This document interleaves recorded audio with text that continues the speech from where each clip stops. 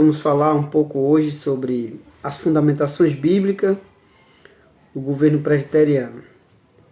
Em primeiro lugar, queremos dizer que todas as formas de governo apresentadas no estudo anterior, há fundamentações bíblicas para a aplicação de uma forma de governo. A primeira que nós vimos foi a forma de governo episcopal, onde o bispo ou o líder principal, o pastor, o presidente, ou aquele que dirige a igreja é o responsável pelas decisões, por todas as decisões sobre os seus liderados.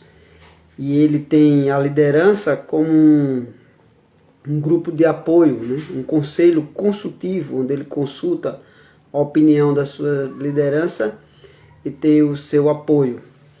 Nesta forma de governo, há alguns textos bíblicos que são usados para fundamentar esta forma de governo, ou alguns princípios bíblicos. Um dos princípios é o princípio de rei. O rei, ele nomeava os seus auxiliares. No Antigo Testamento a gente vê quando um rei assumia o reinado, ele designava o sacerdote, designava os generais, designavam os seus conselheiros. A outra fundamentação é que Cristo, é uma cristológica. Cristo, ele não colocou os seus apóstolos a voto, mas ele mesmo designou, ele mesmo escolheu. Ele rogou ao Pai e por meio da oração com o Pai, que o Pai confirmasse quem eram aqueles que o Senhor chamaria. E aí o Senhor chamou cada um dos seus apóstolos. É uma das fundamentações dos evangelhos, né? Fundamentado assim no princípio de Cristo, quando ele escolheu seus apóstolos. O princípio de bispo, ele é o bispo de nossas almas. Outro princípio, o outro texto que é usado nesse sentido, é aquele que interpretam ou fundamentam, usam como fundamentação, é aquele que Paulo deixou Tito em Creta para pôr algumas coisas em ordem e assim constituir presbíteros sobre a igreja. Então, esses presbíteros Tito escolheria esses presbíteros e esses presbíteros estariam sobre a sua liderança. E o princípio de bispo, né? Como uma autoridade distinta que supervisiona a atividade dos seus auxiliares. O princípio congregacional é usado, é fundamentado naquele princípio naquele texto de Mateus, quando vai se aplicar a disciplina. Primeiro você vai até seu irmão, se você não resolveu a questão com ele, você leva uma testemunha, um grupo, depois você diz a liderança da igreja que comunica a igreja, né? E aí a igreja trata eles como gentil ou publicano, depois que comunicar a igreja. E a igreja tinha, de certa forma, a participação nas decisões e até mesmo de exclusão dos grupos, né?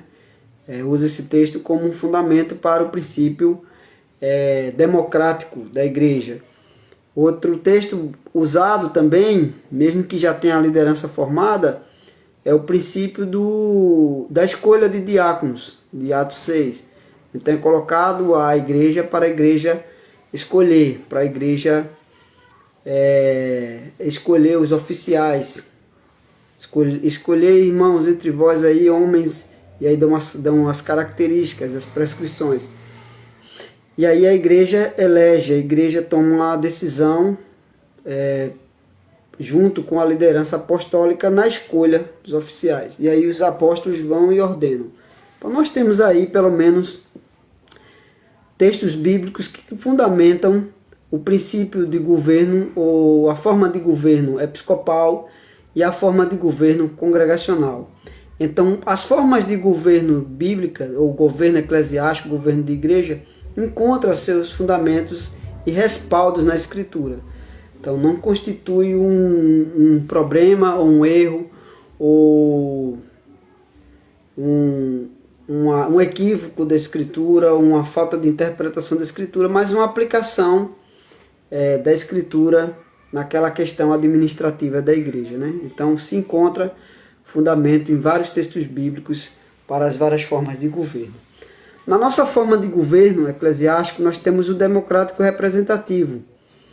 A igreja escolhe não só os diáconos, por meio do voto, mas escolhe também agora os presbíteros. E aí o apóstolo também fundamenta, esse princípio é fundamentado quando o apóstolo descreve lá a escolha de oficiais, de presbíteros, né? Como eles devem, como a igreja deve escolher, como a igreja deve olhar e assim fazer a escolha, né? Se alguém aspira ao episcopado, ele vai dizer lá, excelente obra almeja, é necessário que seja assim, assim, assim. Vai dar as características que vai guiar a condução de Timóteo e como é uma carta também que deve ser repassada à igreja, como a igreja deveria ver as questões, as virtudes e as qualidades dos oficiais que seriam líderes sobre ela, né? E isso fica a cargo de Timóteo, de conduzir essa situação. Um texto que fundamenta mais claramente, diretamente, o nosso princípio, além de Atos 6, que os apóstolos é que têm a prerrogativa de tomar decisões, não sozinho, não apenas o apóstolo Pedro, mas também a opinião do grupo, consultando também a igreja. Além desse texto de Atos 6, nós temos os textos de Éfeso e também de Atos naquela questão de concílios, os concílios da igreja. Quando a igreja local não resolvia uma questão, então eles se reuniam, os representantes das igrejas se reuniam e ali tomavam decisões em uma reunião conciliar, uma reunião de concílio, uma reunião de liderança.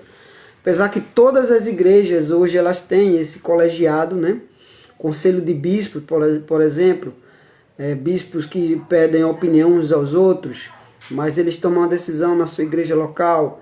As associações de igrejas que têm um governo congregacional, eles também se reúnem, têm reuniões onde eles compartilham suas experiências ou suas questões e levam para a igreja. Há reuniões anuais e qualquer forma de governo tem uma reunião de associações, de parcerias, de confederações, não somente na forma de governo de federação.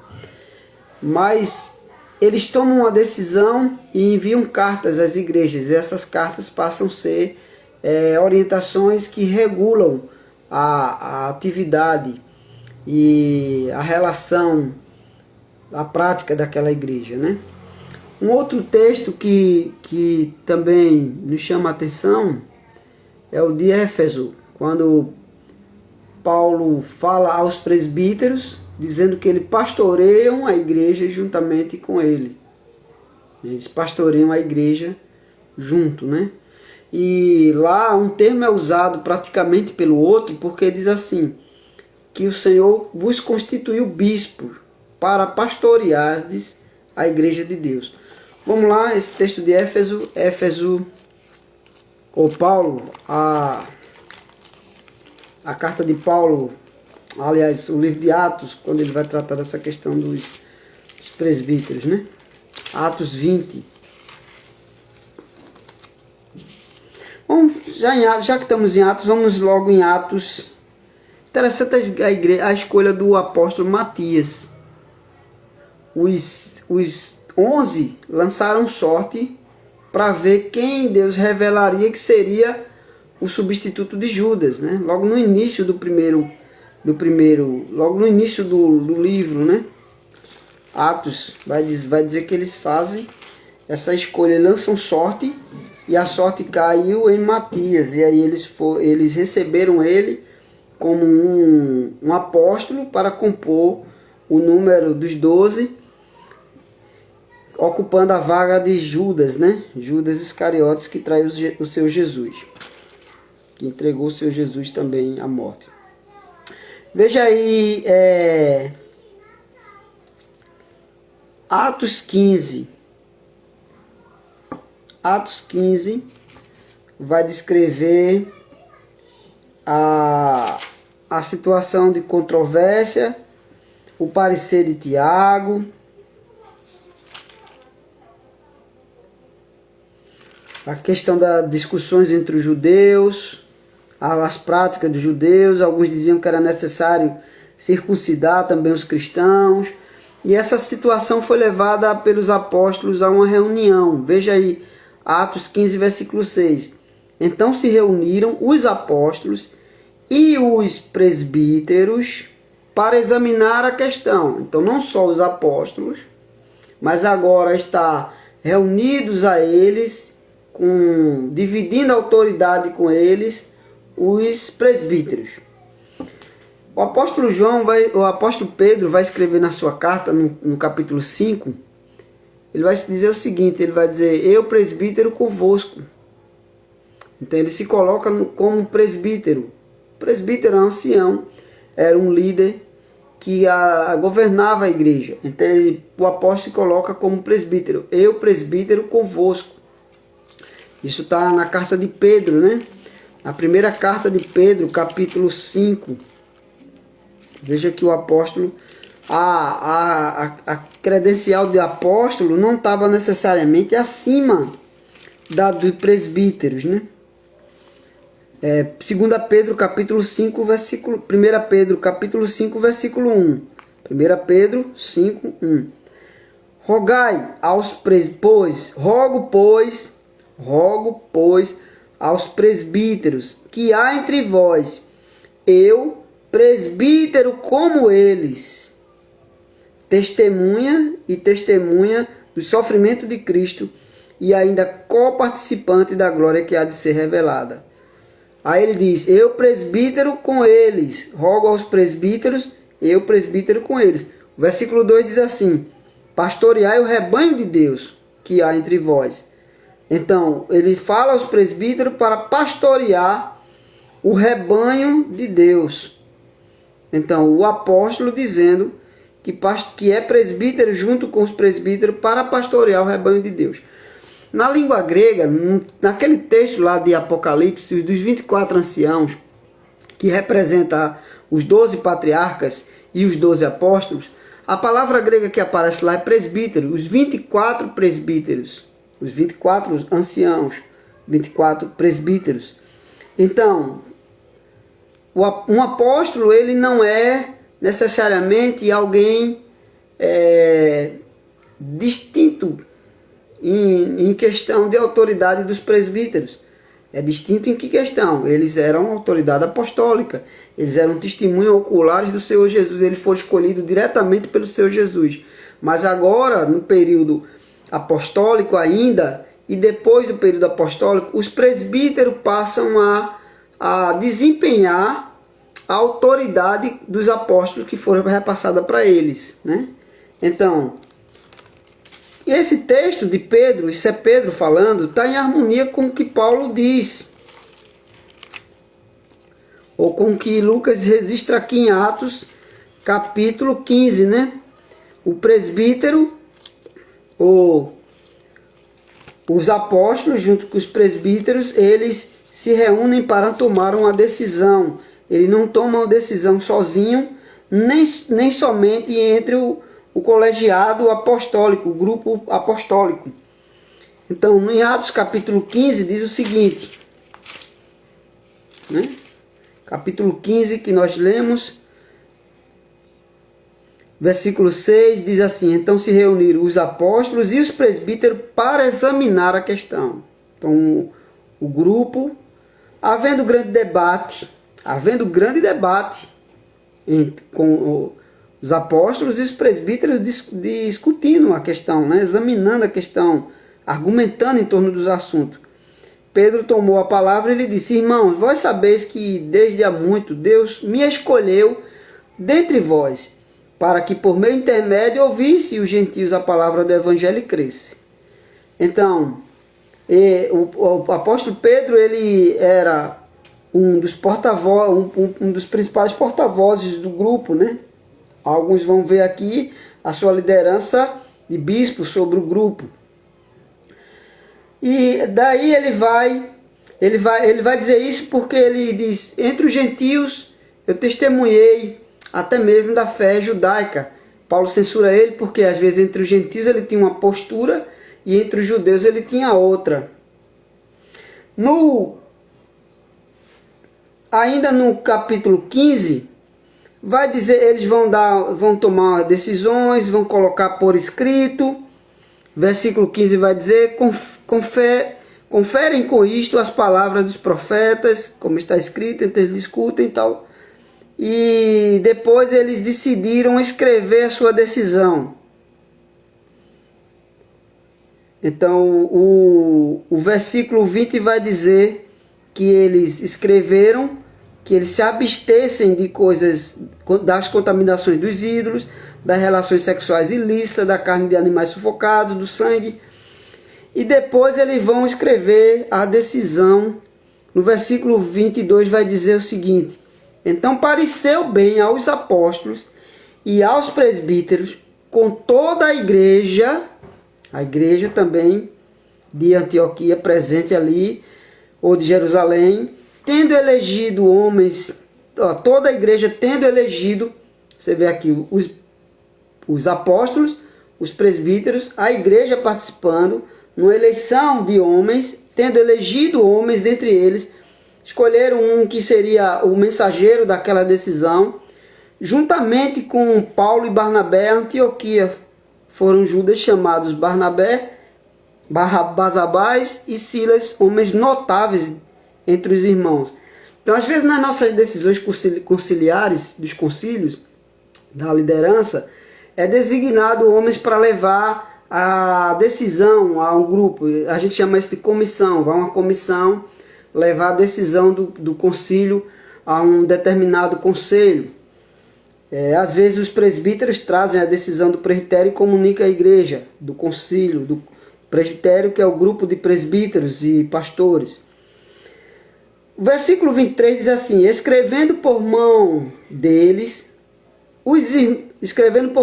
dois pontos. Aí diz o que foi que escreveram. Os irmãos, tanto os apóstolos como os presbíteros, aos irmãos entre os gentios em Antioquia, Síria, Sicília, saudações. Então veja o teor da carta.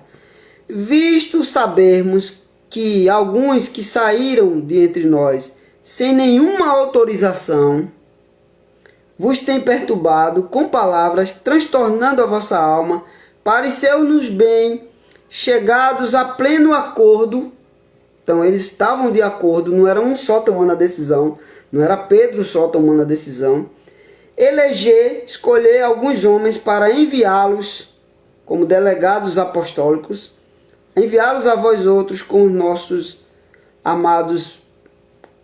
nossos amados Barnabé e Paulo, homens que têm exposto a vida pelo nome de nosso Senhor Jesus Cristo.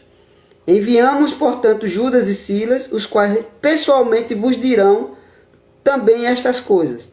Pareceu bem ao Espírito Santo, pois pareceu bem ao Espírito Santo e a nós não vos impor maior encargo além destas coisas essenciais. Aí o teor da decisão lá dos versículos anteriores que eu li, versículo 29. Que vos abstenhais das coisas sacrificadas aos ídolos, bem como do sangue, da carne de animais sufocados e das relações sexuais ilícitas. Destas coisas farei bem se vos guardardes saúde. Então eles encerram e a carta é enviada com a decisão dos apóstolos à igreja, né? E aí o versículo 30 diz assim: os que foram enviados desceram logo para Antioquia e, tendo reunido a comunidade, a igreja, entregaram a epístola, a carta. Quando a leram, sobremaneira se alegraram pelo conforto recebido. Então havia questões que perturbavam a paz da igreja. Eles se reuniram, era a exigência de se circuncidar também os cristãos, e outras questões que estavam perturbando a relação deles, a comunhão deles com grupos de judeus que também tinham abraçado o cristianismo e assim viviam, né, na comunhão cristã com eles. Um outro texto é Atos 20. Esse aqui é bem interessante para mostrar a relação harmoniosa entre apóstolos, presbíteros e pastores como sendo sinônimos de cargos, né? Ou de funções ali, sinônimos da relação de autoridade ou do papel de autoridade. Atos 20, versículo 17 diz assim: de Mileto quem? Paulo, né? Mandou a Éfeso chamar os presbíteros da igreja. Então o apóstolo Paulo manda chamar os presbíteros da igreja. Ele estava numa cidade próxima de Éfeso, em Mileto, e manda chamar os presbíteros de Éfeso. Agora veja o que ele diz.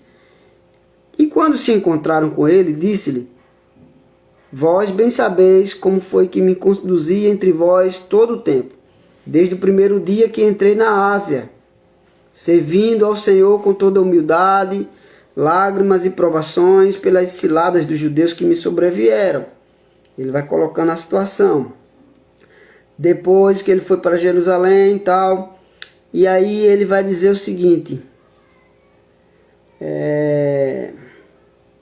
versículo 22, atendei por vós e por todo o rebanho, sobre o qual o Espírito Santo vos constituiu bispos, para pastoreardes a igreja de Deus, a qual ele comprou com seu próprio sangue. Então, ele chama os presbíteros, ele diz que Deus os constituiu aqueles presbíteros como bispos para pastoreardes. Então você vê aqui, um presbítero com um apóstolo dizendo que era presbítero junto com os presbíteros chamados de bispos pelos apóstolos, e é dito que eles pastoreiam a igreja de Deus. Então, um presbítero com designações de bispo e de pastor, para pastorear a igreja. Então, o pastor não pastoreia a igreja sozinho, pastoreia junto com o conselho. No entendimento presbiteriano, no entendimento que nós aplicamos a essas questões do texto bíblico, o nome dado está relacionado à função que ele executa, que é um bispo. O bispo é um supervisor. O que é um presbítero? É um ancião. A gente vai ver aí do texto, se não hoje, outro dia, o texto lá de Êxodo, quando, acho que eu vou trazer outro dia, quando ele junta o ofício, quando Moisés fala do ofício de sacerdote e do ofício de juiz, e no presbiterato a gente tem a união desses dois ofícios. Mas aqui nós temos o presbítero, chamado pelo apóstolo de bispo. Deus vos constituiu bispos, supervisores, para pastoreardes a igreja de Deus. Com o papel de pastorear a igreja de Deus, de supervisionar. O bispo é um supervisor. Supervisionar o rebanho de Deus, mas não só supervisionar, mas guiar, conduzir com pastorado. Né? Com pastorado. Então veja que esses textos, eles às vezes, eles são usados, esses termos são usados como sinônimos, ou são usados para designar, para descrever a liderança, ou para mencionar a liderança e a sua função. Apóstolo para pastorear, Pedro diz lá, eu apóstolo, rogo, eu apóstolo, presbítero com eles, aos presbíteros, eu presbítero com eles. Paulo diz aqui, Deus chama os presbíteros de Deus vos constituiu bispo para pastoreardes a igreja de Deus. Nós vemos os presbíteros e os apóstolos juntos tomando decisões, enviando as igrejas. Daí vem a nossa estrutura conciliar. Os concílios reúnem a liderança da igreja, e tomam as decisões e encaminham aos concílios. As igrejas consultam a liderança, e as lideranças de outras igrejas da região se juntam, e no caso aqui se juntaram com os apóstolos, e eles discutiram, chegando a um comum acordo, enviaram decisões às igrejas.